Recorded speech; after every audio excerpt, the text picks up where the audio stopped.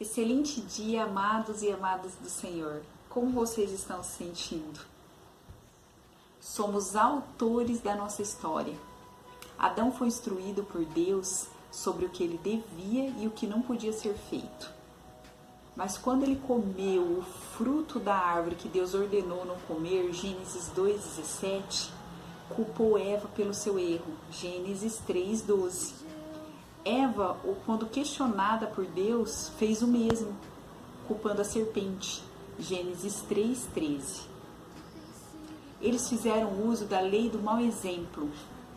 Essa lei é quando um se apoia no erro do outro para tentar justificar suas falhas. Adão se sentiu aliviado quando Eva participou do mesmo erro que ele, pois não levaria a culpa sozinho, típico de pessoas acomodadas. Anestesiou o consciente dele com o mau exemplo de Eva. Só é possível sermos autores de nossa história dentro dos princípios e cuidados de Deus. Quantos Adão você já conhece ou conheceu por aí? Um exemplo muito comum é aquele esposo que vive reclamando que não prospera financeiramente porque a esposa dele gasta muito. Já é comprovado estatisticamente que as mulheres têm um consumo maior que os homens, elas gastam mais que eles. Então, para passar uma parcela da culpa dos gastos indevidos deles, eles jogam um pouquinho para a mulher, dessa maneira. Se apoiam nessa falha feminina para justificar os gastos indevidos deles. Outro exemplo que eu acredito que muitos já passaram é na escola. Quem não teve aquele amigo estudioso que sempre entregava a tarefa, um dia ele esquece de entregar, que é uma característica comum do ser humano, o esquecimento. Em Jeremias 17:5 diz assim: maldito o homem que confia no homem. Quando fala dessa maneira, está falando de nós mesmos. Quantas vezes a gente confiou que a carteira estava na bolsa e a gente trocou de bolsa e estava ciente que aquela carteira estava ali. Chega na hora de pagar, estava na outra bolsa. Porque a gente confiou na nossa consciência, a gente confiou que não iríamos esquecer. É normal acontecer isso. Mas com grande frequência precisamos tomar cuidado para que isso no esquecimento também não se torne um apoio. Então o aluno estudioso esqueceu de fazer a tarefa. E já tem outro aluno que já é conhecido pela fama de não entregar a tarefa porque sempre esquece. Então ele está usando esquecimento como apoio. Esse mesmo aluno esquecido, quando ele é questionado pela professora, já vem a resposta automática. Mas fulano também não fez. Quantos alunos acomodados ou amigos acomodados conhecemos dessa maneira? Para sermos autores da nossa história, precisamos assumir erros, assumir nossas responsabilidades, jamais fazer o uso da lei do mau exemplo. Aquela frase das nossas mães, você não é todo mundo, ela nunca fez tanto sentido em nossas vidas, não é? Muitas das vezes sabemos como fazer o correto, mas somos tomados pela comodidade de fazer o mais fácil. Entendemos que cada ser é único, mas nossos egos inflados impedem de reconhecer o mínimo do outro ou o máximo que oferecem, com o prazer de menosprezar, com a única finalidade de nos sentirmos mais poderosos.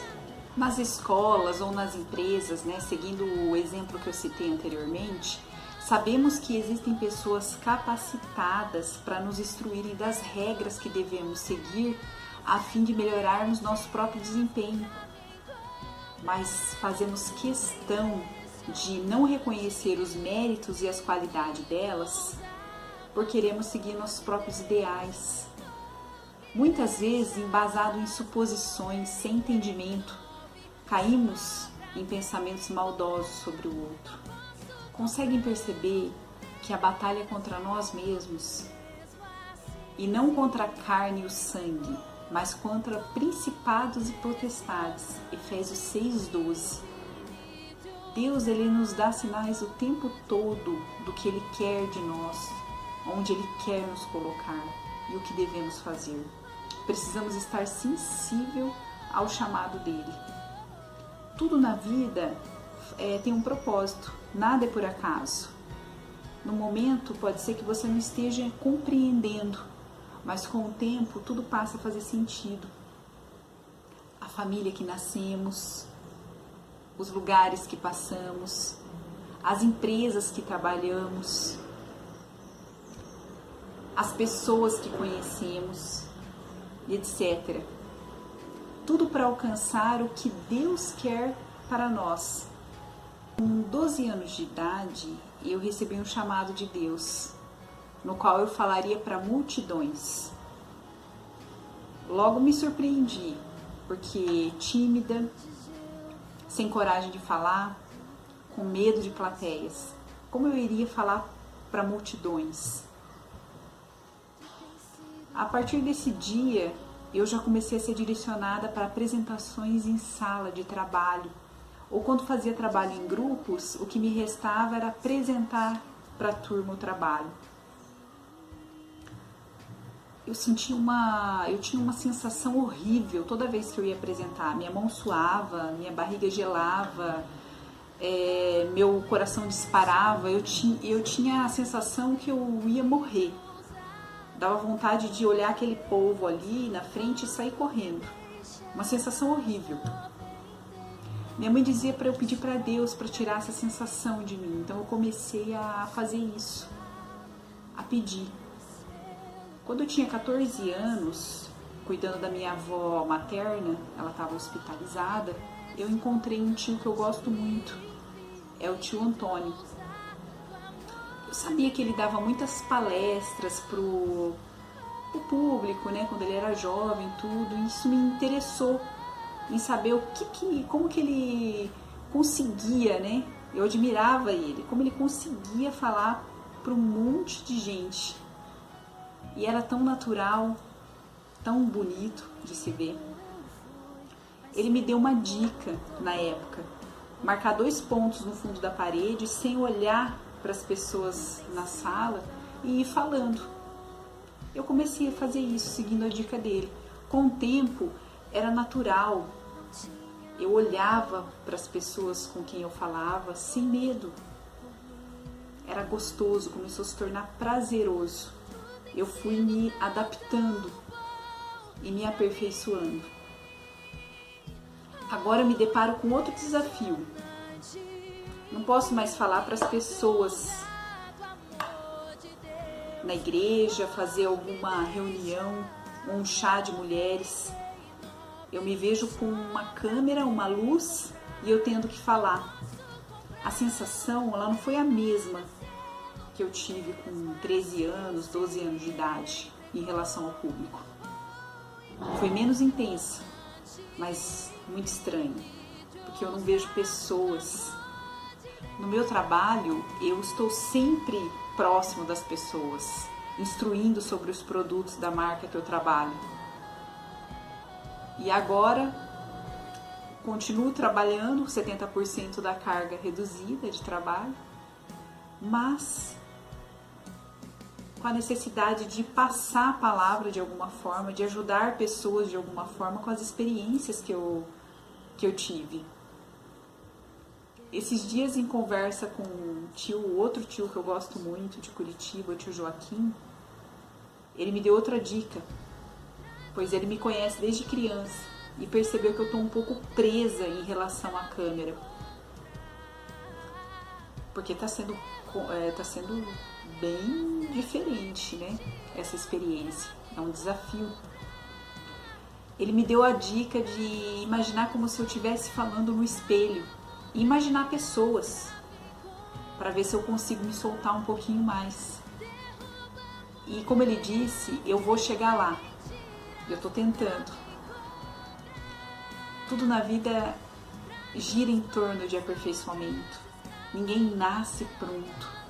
Mas quando Deus ele apresenta os desafios pra gente e a gente aceita caminhar com Ele, aceita esses desafios, a gente é aperfeiçoado.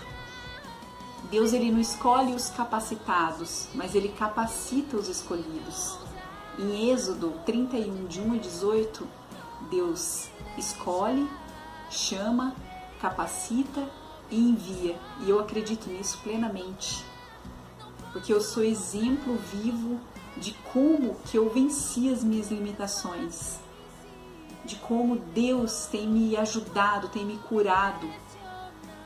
Tudo depende da nossa vontade e perseverança. Nada iria acontecer se eu não buscasse, se eu não estudasse, se eu não treinasse, se não tivessem pessoas ao meu redor com as experiências de vida e as experiências delas com Deus para me ajudar. Tudo é uma corrente.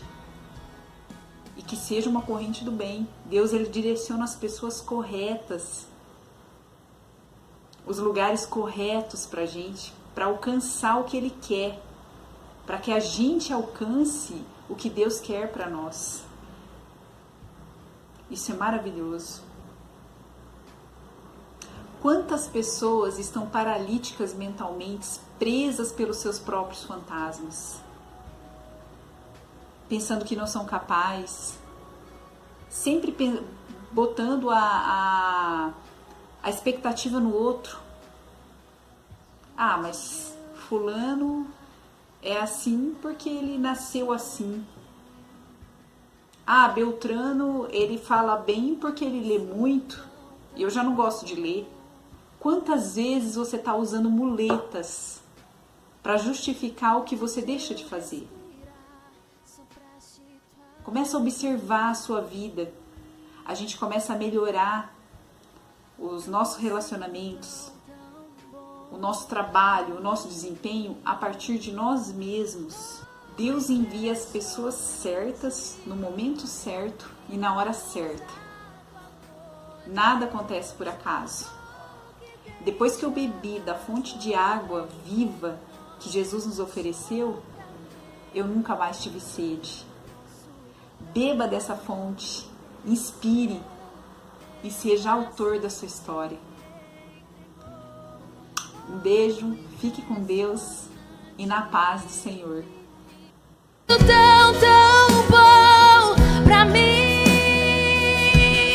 oh, impressionante, infinito, ousado amor de Deus, oh, que deixa